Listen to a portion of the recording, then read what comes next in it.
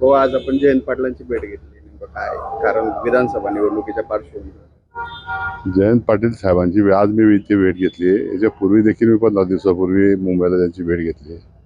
मोठ्या साहेबांची देखील भेट घेतलेली आहे.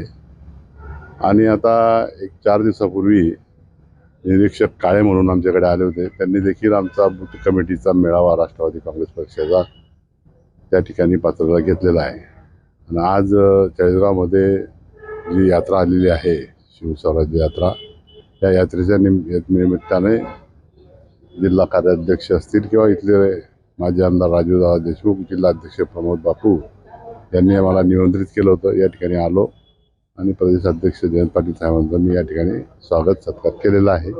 आता पाचोऱ्याला देखील आम्ही त्या ठिकाणी स्वागत करणार आहोत. एकत्रित आपण त्या ठिकाणी महायुती सोबत आहात. अजितदादा गटाचे आपण त्या ठिकाणी नेते आहात. पण या ठिकाणी महाविकास आघाडीमध्ये प्रवेश करणार आहात तर दादा साहेब सांगतील ना.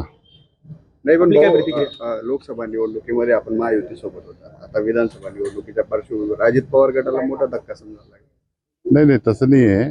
धक्काबिक्का काही नाही. महायुतीमध्ये मी मागच्या आमच्या त्या मेळाव्यामध्ये त्या ठिकाणी सांगितलं आहे की महायुतीमध्ये जे काही चाललं आहे ते विद्यमान आमदारांना ते केलं देत आहेत. आणि मी राष्ट्रवादी काँग्रेस पक्षाचा जुना म्हणजे जवळजवळ 2000 पासून मी थेट नगराध्यक्षपासून तर वेगवेगळ्या निवडणुका मी विधानसभेच्या लढलेल्या आहेत.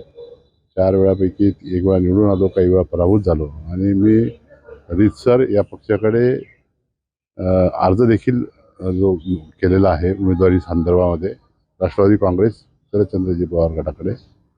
आणि त्याच्यामुळे आता हा गट आणि तो गट याला काही अर्थ नाही. भाऊ, पण पाचोरा बडगाव मतदारसंघावर ठाकरेंच्या सेनेचा दावा आहे. नेमकं ते आता बघू ना ते काय निर्णय घेतात त्याच्यावर आहे सगळं. पण आपण शेवटी आशावादी आहे.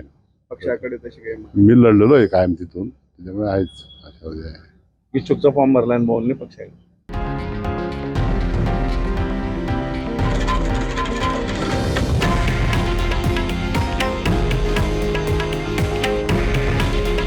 हे आहे देशातील नंबर 1 न्यूज नेटवर्क आणि आपण पाहत आहात TV9 मराठी. काळजी तुमची, हित महाराष्ट्राचं.